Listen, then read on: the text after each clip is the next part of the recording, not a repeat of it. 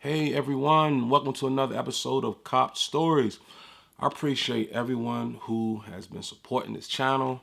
Something I started when we all sat down back in 2020, the summer of 2020. It's just something I just wanted to do to connect with people, tell stories. We were bored sitting in the house. This pandemic just was driving us crazy. And it took off from there. I had no idea it was going to land me meeting network producers, doing their shows, but I'm very fortunate. I appreciate it. For those who don't know me, I'm just a homicide guy from DC. Been here all my life. It's just that, I love just communicating with people since I'm not on the job no more. Most definitely transparency is the route to go, because when you're on a job, you sign the paperwork, doing the academy, you can't do this, you can't do that. But retirement, you can do what you want to do. So I most definitely appreciate everyone for rocking with me during these episodes. I will continue, even though I have some things coming up. Just did another audition for a network I will not mention, because if things go through, if the series get greenlit, you will see your boy on television. Just can't get that information right now. But hopefully it'll all work out. It's in God's hands. I'm going to leave it at that. But I've been rocking and rolling, updating my IMDb page, just how it looks now. Boom. Check it out. That's right, Kendrick Johnson stories on Stars and Amazon Prime. You can check the Crack documentary on Netflix. The A&E channel, City Confidential, can go on demand. Check it out. It's the Bloodshed in Brooklyn episode. Then last Friday, I was rocking with Dennis Murphy on Dateline. That's right, A Haunted Stretch of Road. It's season 30, episode 18 or 19, can't remember. Most definitely check it out. And I'm waiting for one more appearance that I've done. My man, Joe Kinder, the ID Discovery Channel, American Detective, my girl Jackie Middleton. I turned them on to her for one of her cases, and I'm going to be on the episode with her. So that's what I'm looking forward to. But in the meantime, check out my films. I started way back, 2015 is not that far. I did Boss 1, followed up with Boss 2. You see the sweatshirt. Then I came back with A Detective Story, 12 Years in Hell, and finally released Undeniable, the Trey Chaney story. You must check it out. Some of the name stars in a lot of the television shows we've seen on BT, TV1, HBO, some of the other networks. But look, I really love this film production thing now. I enjoy myself as a homicide detective, rocking here in DC. But this film thing is something I really want to, pursue moving forward. And God willing, I'm going to get there. That's why I put my information out about donations. Low budget film production dude, equipment costs, this cost, that cost, repairs costs. I don't have no sponsors, I have no endorsements. It's just me doing my thing, giving people opportunities. That's why I always put my donation information up. I appreciate everyone who's been dropping donations. You guys are the best. But let's get to the next episode of Cop Stories. What we got right here? We got what? I love doing this. What's this? Cop Stories, episode 20. Check out my website, Safe House Films DC. Let's rock and roll. Peace. As a homicide detective, you are as strong as your word. And in the community, if your word is not strong, if your word is not your bond, you might as well just go do something else.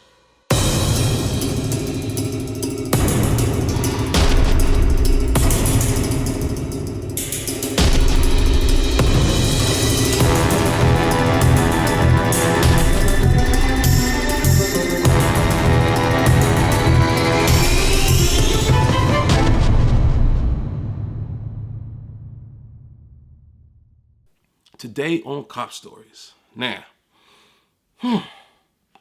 fellas, please listen. Well, my ladies, you need to listen also. But this is called it's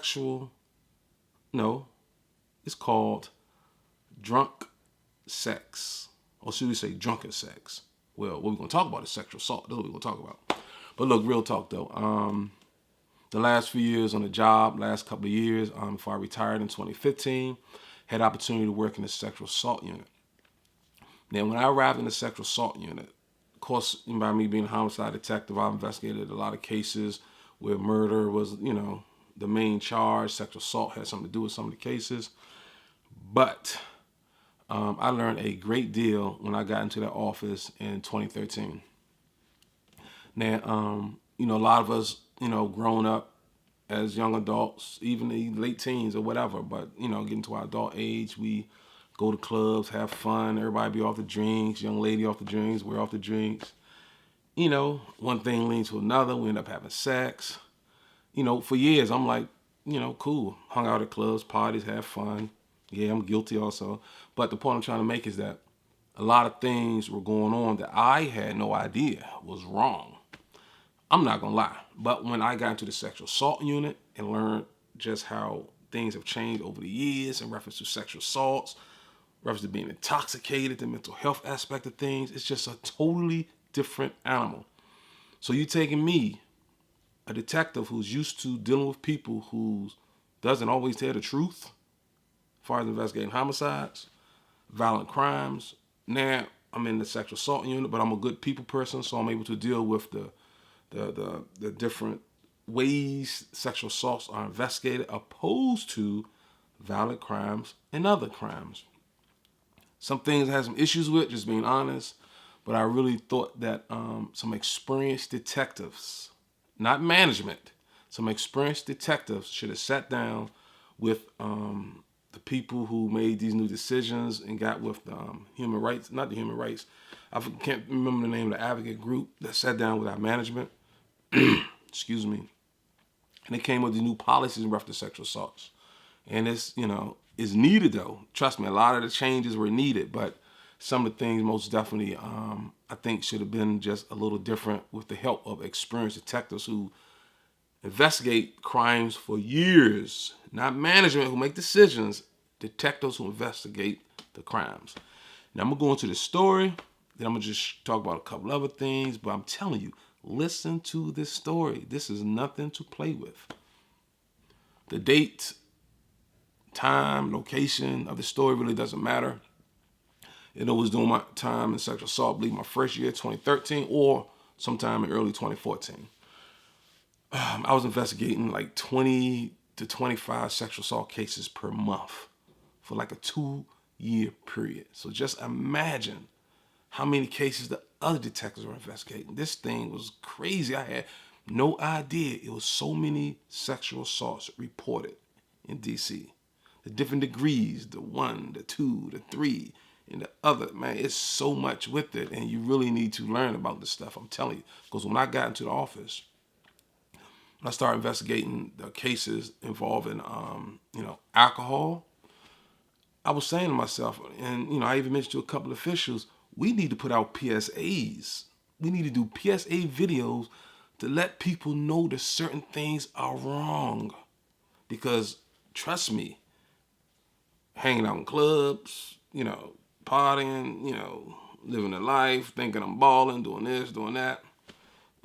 Seeing a lot of things going on. And I had no idea certain things were crimes until I got into the sexual assault office. And thank God I did, because once I learned these things, I passed it on to other people, educating young people all the time about certain things involving sexual assaults, alcohol, and just just everything. It was almost like I became a teacher, okay? But this story, I received a case, responded to a location at a hotel.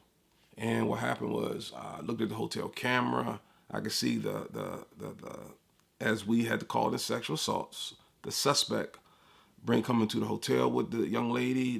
He used his credit card, paid for the hotel, went into the room. Then I could see the next morning, I could see him leaving. Then I could see him coming back. I'm like, Then I see him leaving again. So I'm like, okay, all right, cool. Let me figure out what's going on here. Talk to the victim. Victim said she met this guy at a nightclub. Not gonna mention the club. And this guy at the nightclub. You can see them at the bar having fun. You see a girlfriend with her, another male. Everybody's drinking, partying, having fun. She's just dropping them. Everybody's dropping drinks. Okay. End of the night, everyone is basically intoxicated. I learned from the girlfriend of the victim that the victim told her, I'm going to take this guy, and excuse my language, I'm going to fuck him tonight.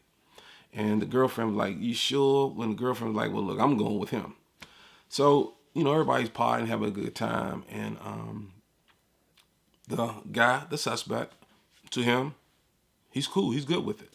So catch an Uber, go to the hotel, and what happened is her story, and what she reporting is that she remember being at the club. She don't remember meeting this guy, and she don't remember having sex with this guy. Don't remember walking to the hotel. She woke up the next morning naked on the bed and just saw a note.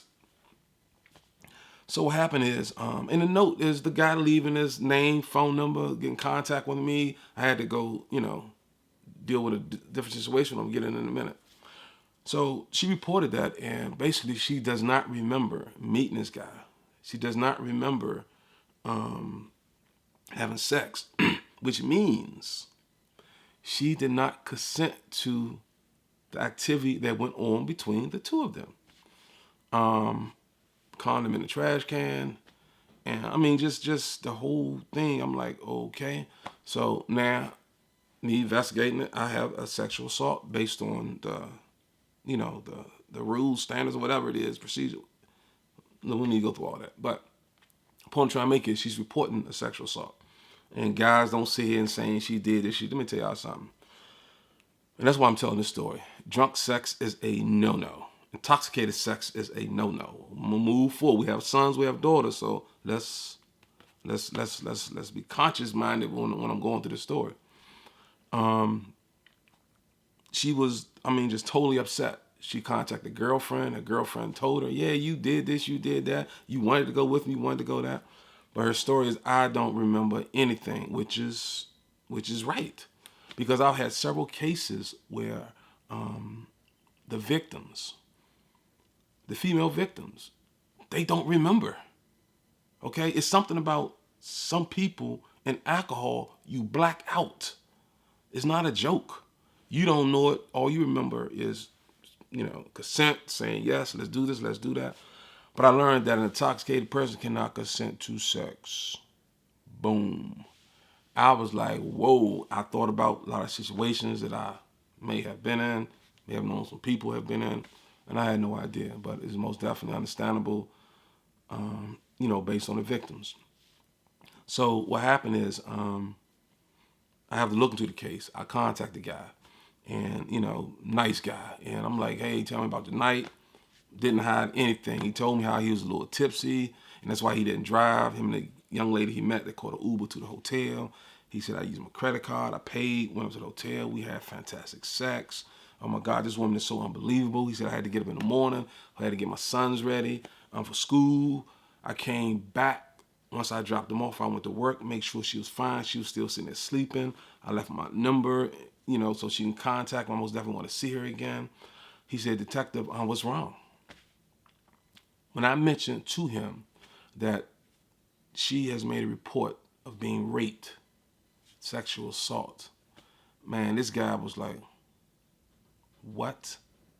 He started crying. He's like, oh, no, God, Detective, no, I would do anything like that. He said, I knew I was intoxicated. She probably was intoxicated. I didn't ask her, but just, enjoying the night. If you look at the cameras, you can see how she was all on me. She basically was pulling on me. She was the one that said, let's go to a hotel. I was going to use profanity, but, So he was just totally lost because he's like, what did I do wrong? You trying to tell me you're charging me with rape? I'm sitting there like, wow. So I explained to him, the laws placed, in the city of this new, I don't know how recent it was, but you cannot have drunk sex. It's a no-no. I said women, men, no one can really consent to having sex when you're intoxicated. Your mind is not the same as drugs, all this and all that. And he was like, well, Detective, I was intoxicated. I was drunk. I said, but you didn't file a police report. She filed the report. She only remember having sex with you, man. She don't remember anything. And he was crying, man. He felt real bad. And he said, can I please call her, apologize? I said, no, do me a favor, please don't contact her. I can't give you her number. He didn't get her number. I can't give her number. She's not going to call you. She's very upset. And she saying she was raped. So moving forward, what happened is that I had to type up an affidavit. I explained it to him. Had to take to his attorney's office. They talked to the victim. The warrant was declined. The case was closed out. He didn't go to jail. He didn't, get charged or anything. Of course, I had to enter him into that system that I feel as though people shouldn't be in if you haven't been, charged with anything. And it's for me, I don't think it's fair, but I don't call the shots because, I was explaining that a lot of things had changed with sexual assaults investigations because years ago some of the detectives were treating the victims, like shit. They wasn't believing them, wasn't listening to them. This organization got involved. Then they met with managers. They changed things, as I mentioned before. And we have family members. We have young ladies in our lives, kids. You don't want people getting away with this stuff. And at times, there are going to be people who don't report sexual assaults because they think no one is going to believe them. But there are some cases where I just, went on all my cases. I went on the facts. I let the U.S. attorneys all make decisions, let the judges make decisions. I invest my cases based on the evidence that presented in the case. Most definitely locked up some guys for sexual assault. And some cases were dismissed, or some cases never even went forward because of the circumstances. And only thing that bothered me about this just whole thing about, investigating the case is that, as a detective, you're trained from the job how to investigate. You train me how to investigate murders. But when it comes to sexual assaults, they investigate it, a little differently. And I'm just being transparent. I'm being honest about this because I remember when I came back as a contractor for a short period of time once I retired, I got into it with a lieutenant in reference to a case. I just did the investigation, followed the facts, and I was able to show that this young man did not commit the rape that his ex said he committed. And she finally told the truth. And she was upset that he was with another woman, so she lied trying to say he raped her. And my lieutenant get upset with me because it's almost, I didn't do certain things he wanted me to do in the case. Then I had another situation where a young lady who was a mental health consumer, she had some issues, and I followed the evidence, followed everything. He wanted me to, I was able to show that what she said occurred did not occur. And he wanted me to get a search warrant for something in reference to her. And I said, well, she's not telling the truth. So you want me to type up something, but she's admitting that she's not telling the truth. But the evidence shows that this did not occur the way the report states. And you want me to get a search warrant based on what? False statement? I said, no. I was trained to follow the facts. So basically, I got written up for insubordination. They suspended me. And after that, I just said, I'm out of here. I'm done. That's when I walked away from the entire thing and just started doing my thing in film. But long story short, sexual assault is something serious. I'm telling you, drunk sex, leave it alone. Leave it alone. I remember one case coming from a club. I saw young ladies, some guys coming from, I can't tell you the name of the club. And the guys they're about to do something to her. I interrupted, I stopped it. And I'm like, oh, no, this is not going to work. So a police car said, dude, can you stop for a minute and just let me deal with this situation? Got the young lady, and she was in a car. And I even saw her inside the club. And she even came on to me. She was coming on to different guys. I don't know what was going on with her, but you can tell she was intoxicated. I don't know who she was with. I lost sight of her. But at the end of the club, when we were all leaving, I saw her laying back in the car, legs all open, like she was willing to deal with whatever was happening. One guy in the car was about to penetrate or do something with her.